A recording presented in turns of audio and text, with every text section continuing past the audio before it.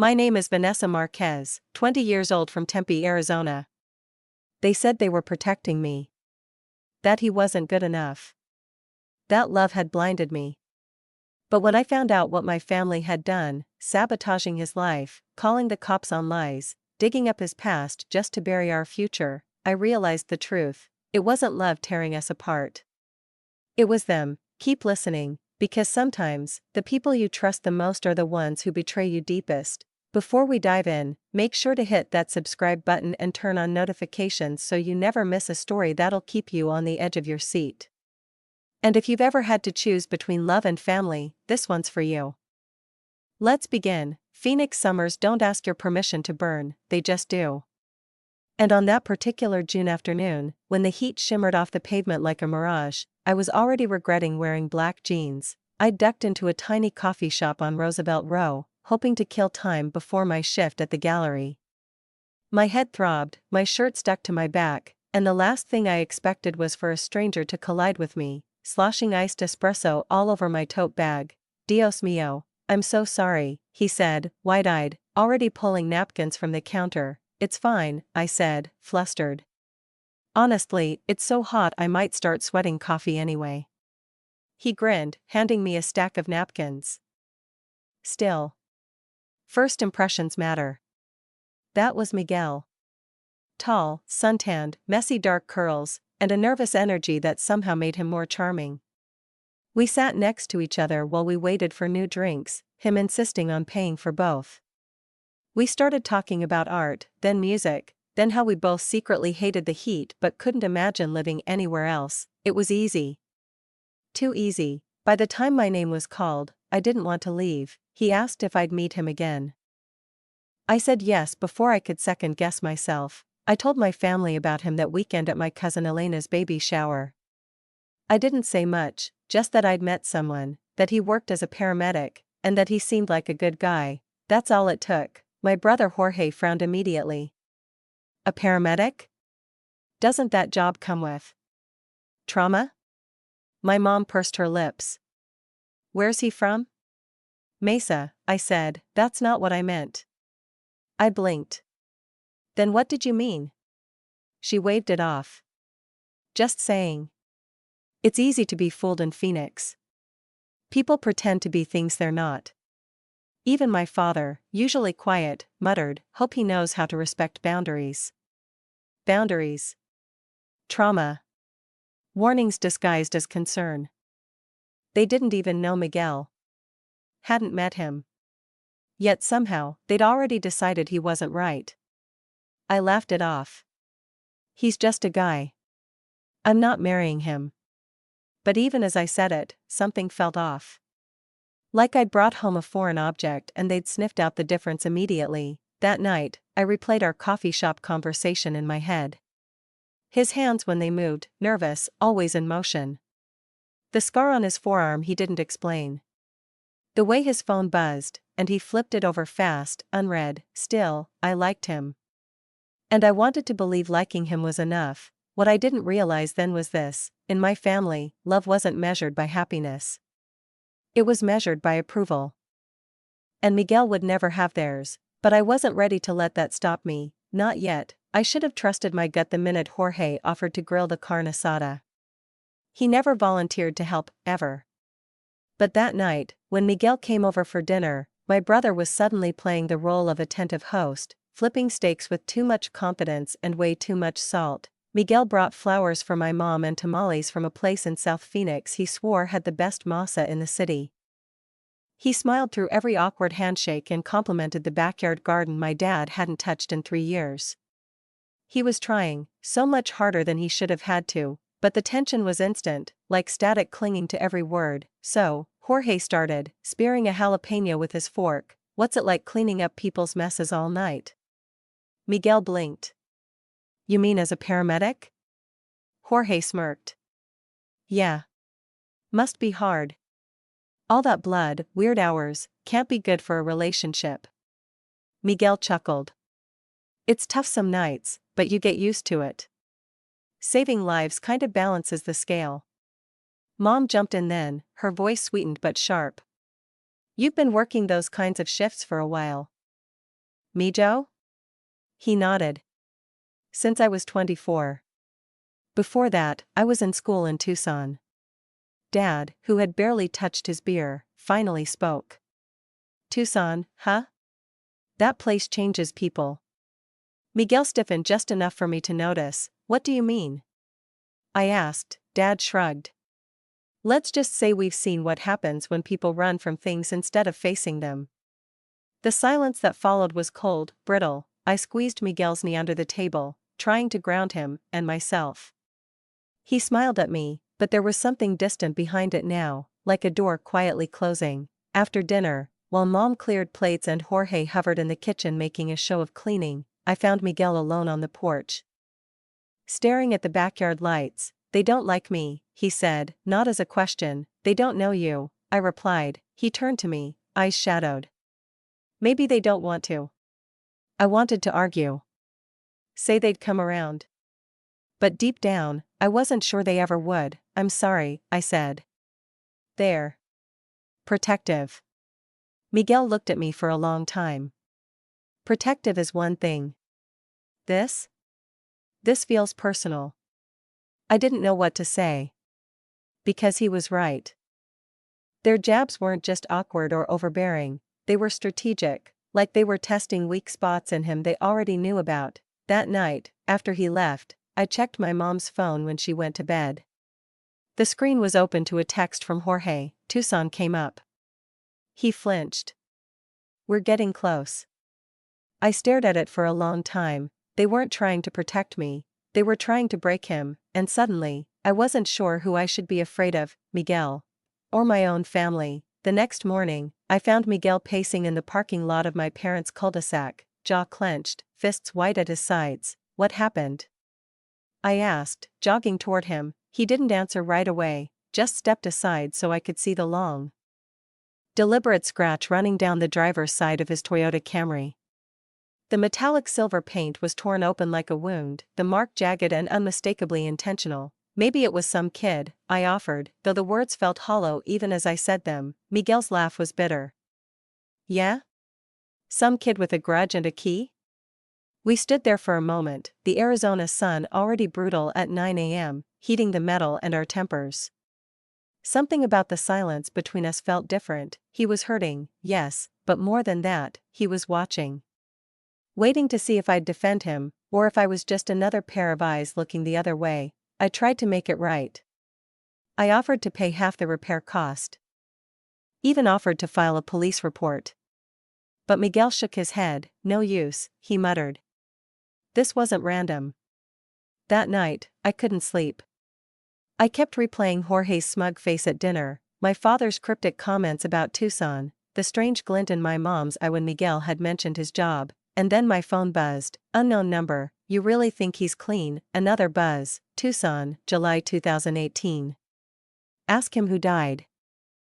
I sat up, heart thudding in my chest. Another message came seconds later, followed by a blurred photo. Miguel, much younger, with a woman I didn't recognize. Her face was pressed to his, her eyes bright and careless. The message under it said, "She's not just an ex." I stared at the screen. My hands were shaking. Was this real? Who would do this? Another message, "You deserve to know who you're with." Before it's too late, I showed Miguel the texts the next day. His expression hardened the moment he saw the photo. Who sent these? He asked, voice flat. I don't know, I whispered. It's a blocked number. He looked away, jaw tightening. She's dead, he finally said. What? The woman in the photo. Her name was Anna. We were engaged. She died in Tucson in 2018. It was messy. The police got involved, but I didn't do anything wrong. He wouldn't meet my eyes. I didn't hurt her, he repeated, quieter this time. But someone still blamed me. The rest of the day passed like a dream I couldn't wake from. I wanted to trust him, needed to, but the silence surrounding Anna's name hung like fog between us. Later, while checking my phone again, I noticed something strange. The texts. They weren't random. The number was traced to a prepaid burner phone, one purchased at a gas station less than a mile from Jorge's house. My blood ran cold. I wasn't just sleeping next to someone with a secret. I was surrounded by people with motives. I wasn't snooping. That's what I told myself as I pulled Miguel's uniform shirt from the dryer, shaking loose a balled-up receipt that fluttered to the floor. It was from a dry cleaner near downtown Tucson, dated August 2018. My stomach tightened. I told myself it didn't mean anything. People have pasts. Receipts don't prove guilt. But then, as I folded a pair of his joggers, something thin and stiff poked out of the pocket, a photo. Wrinkled, water-stained at the edges, its corners soft from years of hiding. The image was blurry, probably taken with a cheap phone camera. Miguel stood in the middle, younger, his arm wrapped around a woman with jet black hair and a hummingbird tattoo visible just above the neckline of her tank top. They looked happy. She was kissing his cheek, and he was laughing, his eyes brighter than I'd ever seen them in real life. On the back of the photo, someone had scribbled in blue ink, Tucson. July 2018. Never forget. My hands trembled. I'd asked about Anna. He told me she'd died. Told me it was messy, but not his fault. But that picture? That inscription? It didn't feel like grief. It felt like guilt. I stared at the photo for a long time. Something about it felt off. Anna's expression, the way Miguel looked in the moment, carefree, almost relieved. Not the face of a man about to lose someone forever. When I confronted him that evening, I didn't mention the texts or the number I suspected led back to my brother. I just held up the photo and asked, "Why did you keep this?" Miguel looked like I'd slapped him. He sat down, slowly, like the weight of the past had suddenly pinned him to the couch. "I told you I didn't hurt her," he said. "That's not what I asked." He rubbed his eyes. "I kept the photo because I thought I needed to carry it. Like maybe if I held on to that time, I could make sense of what came after." I waited. "She OD'd," he finally said. "That much is true. But what I didn't tell you is, she left a note. And she mentioned me." "Blaming you?" I whispered. "No," he said. "Saying she still loved me. Saying she was sorry." He paused. "Her brother. He didn't see it that way. He told everyone I pushed her to it. The rumor spread. I lost my job. Had to leave Tucson. I didn't know what to believe anymore.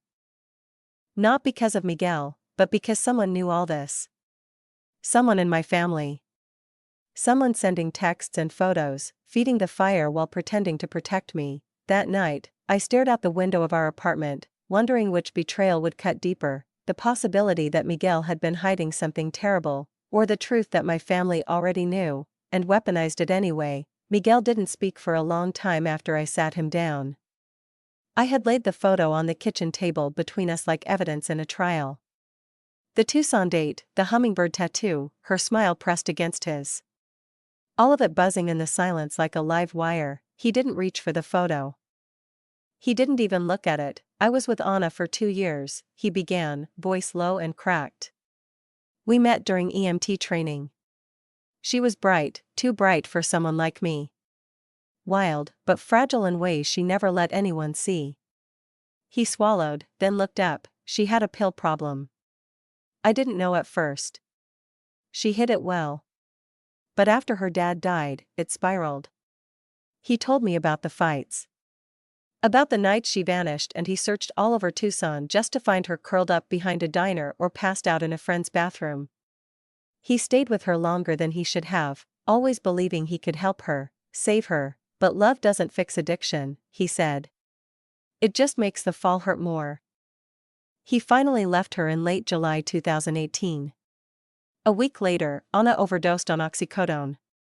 Alone, the police found her with a note. She'd written his name, among other things. She apologized, said she missed him, and that she was tired. Her brother, Emilio, blamed Miguel instantly, told everyone Miguel abandoned her when she needed him most. "There was an investigation," Miguel said, voice hollow. "Emilio filed a report, said I was emotionally abusive. That I manipulated her. But no charges stuck. There was no evidence.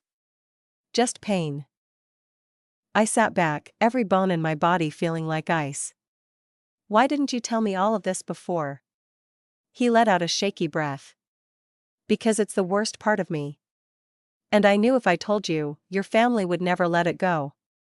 I thought, if I started fresh, maybe I could leave that chapter buried. That word, buried, hung heavy between us. I didn't know what scared me more, the fact that he kept this from me. Or the fact that my family already knew. Somehow, they'd dug up his past and used it like a scalpel, cutting at my trust, trying to bleed him out of my life. Do you really think Jorge sent those texts? He asked softly. I nodded. And your mom and dad? He added. You think they're in on it? I didn't answer. I didn't need to, because suddenly, it was clear, they'd been playing a long game. Not just warning me about Miguel, but watching him. Waiting for cracks to show so they could strike, and the worst part, they weren't trying to protect me from a bad man, they were trying to erase the only person who ever told me the full truth, no matter how ugly it was, and that kind of betrayal, it cut deeper than any confession. I always thought betrayal would feel like a sudden knife to the back, but this was slower. A poison dripping through the cracks of my life, disguised as concern. It started when Miguel got an interview at a private EMT firm in Scottsdale, a real opportunity. Competitive pay, great benefits, room for promotion. He left that morning in a collared shirt I'd ironed myself, nerves in his eyes but hope, too. He came back 3 hours later, looking like a man who'd walked into a burning building. They pulled my application mid-interview, he said. Said something came up in their internal check. Something flagged from a new background report. One I never authorized. That's when I knew. I didn't say anything right away. I just nodded, told him we'd figure it out.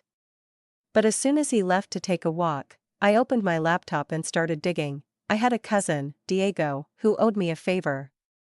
He worked in IT for a law firm and was good with tracing digital footprints. I sent him a copy of the email address from the anonymous texts and asked if he could track it, just enough to get a ping. An hour later, he texted back, Vanessa. This IP is registered to your parents' Wi-Fi. My chest tightened, but it didn't stop there. I remembered Miguel's job application had been submitted from my home Wi-Fi. And days later, someone had logged in and updated it, adding a criminal flag under incident history. But Miguel never made that change. I scoured our devices until I found it, on an old tablet we rarely used anymore. The autofill for that edit had been logged in under jorge.marquez1978@gmail.com, Jorge, my brother. The one who smiled over carne asada and joked about Miguel being too soft for our family. The one who offered to vet him. The same brother who told me years ago that men like that don't deserve women like you. I sat down, heart pounding. My hands were cold. I thought about the text messages. The vandalism. The sudden disappearance of job offers. The way Miguel's past had been unearthed so quickly, so precisely. Jorge had orchestrated it. All of it. I pulled up our family group chat and scrolled back through the passive-aggressive texts. Jorge had been the loudest voice warning me to be careful. He wasn't being protective, he was conducting a campaign. I looked over at the door, where Miguel's keys hung on the hook. He had no idea. He thought the world was just cruel. He didn't know that cruelty had my brother's fingerprints all over it. Later that night, I stared at a childhood photo of Jorge and me at 8, him at 12. Holding my bike steady while I smiled in front of our house, he used to protect me, now he was the threat, and suddenly, I understood, blood doesn't mean loyalty, sometimes, it just means the knife goes in deeper. It was Sunday afternoon when the knock came, loud, insistent, and wrong. Miguel and I had just finished folding laundry, the scent of detergent still hanging in the air, when the banging rattled the door again. I opened it cautiously. 2 men stood there. One was my father, jaw tight, arms crossed, wearing his old mechanic's jacket like a badge of honor. The other was a uniformed officer. Miguel appeared behind me, instinctively stepping forward. Is there a problem? The officer looked at my dad, then back at us. We received a report of potential coercion. A family member filed a concern about a young woman being manipulated and financially exploited. It felt like someone dumped cold water on my spine. Are you serious? I snapped. This is my home. I pay rent. I invited him here. No one's coercing me. My father's eyes narrowed. You think you know him, Vanessa? He's lying to you. You've changed. You don't talk to your mother. You're throwing away your future over a man with a past full of red flags. I stared at him, heart pounding. You sent the texts. He flinched. You keyed his car. You hacked his job application. Jorge tampered with his record. And now you bring the police to my door? Miguel raised a hand gently. It's okay, he said to the officer. We've done nothing wrong. You can check our lease. Vanessa lives here, she works, she pays her share. No one's being manipulated. The officer looked uncomfortable now, clearly realizing this wasn't a domestic dispute, it was a power play. He gave a polite nod. We'll close the report. Just needed to make contact. After they left, my dad lingered at the bottom of the stairs. You don't know what you're giving up. I stepped outside. No, Dad. I know exactly what I'm giving up. You. His face hardened. One day, you'll see we were right. No, I said, voice low and clear. One day, you'll see that you lost me. Back inside, Miguel sat silently, staring at the coffee table. I sat beside him and took his hand. It was cold. I don't want to drag you into this anymore, he murmured. They already dragged me, I said. But I'm not letting them bury us in it. I had seen manipulation before, quiet gaslighting, fake concern wrapped in smiles. But this? Bringing law enforcement into our lives as a scare tactic, that was war, and my family just fired the first real shot. Later that night, as Miguel slept beside me, I stared at the ceiling, wide awake. I used to believe family was forever. That blood mattered more than truth. But now I understood, love without respect is just control in disguise. They didn't want to protect me, they wanted to own me, and it was time I burned that idea to the ground. The desert road to Sedona stretched ahead like a ribbon of heat and freedom. Miguel's hand was on the wheel, the late afternoon sun catching in his curls, his jaw clenched but softer than it had been in weeks. I sat in the passenger seat, clutching a thermos of lukewarm coffee, watching as the chaos of Phoenix disappeared behind us, its noise, its accusations, its manipulations dissolving in the rearview mirror. We didn't say much for the first hour. There wasn't much left to say. My father's ambush with the police, Jorge's tech sabotage, my mother's silent compliance, all of it had hollowed out what I thought was unbreakable. Sedona's red rocks rose from the horizon like monuments to some older, wiser truth.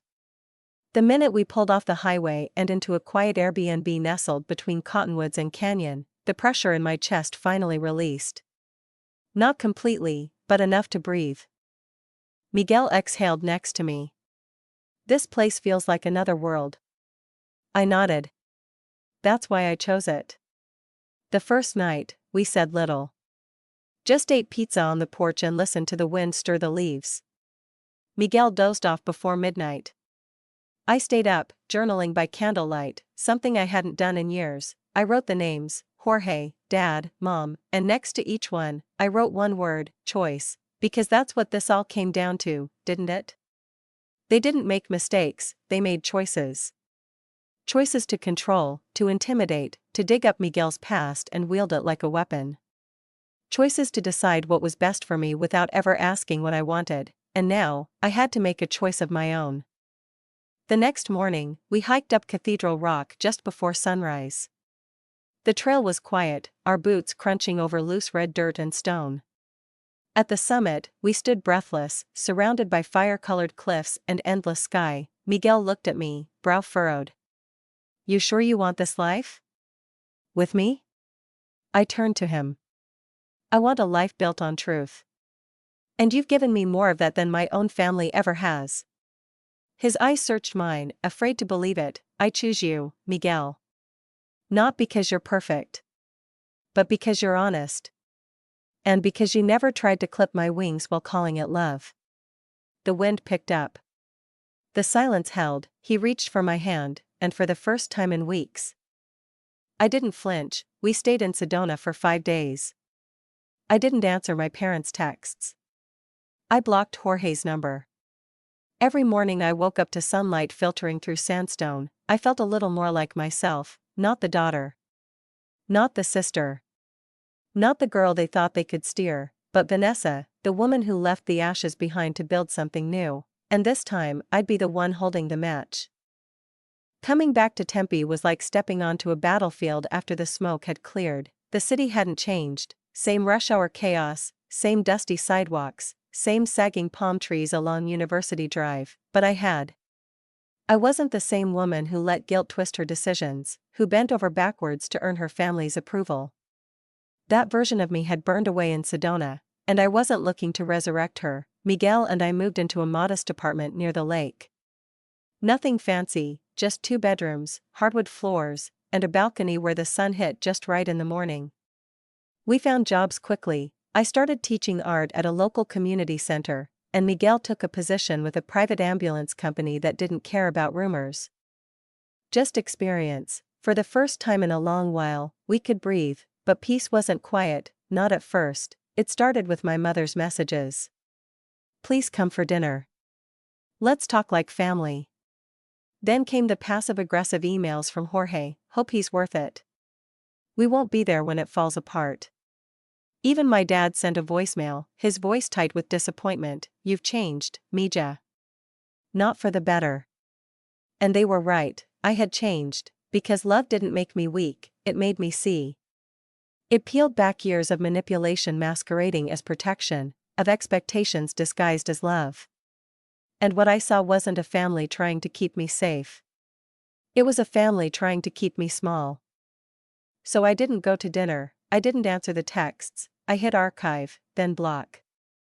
One Saturday, I sat on the balcony with Miguel, sketching the skyline as he read a book beside me. He paused and looked over, eyes warm but serious. Do you miss them? He asked. I thought about it, really thought. I miss who I believed they were, I said. But not who they proved to be.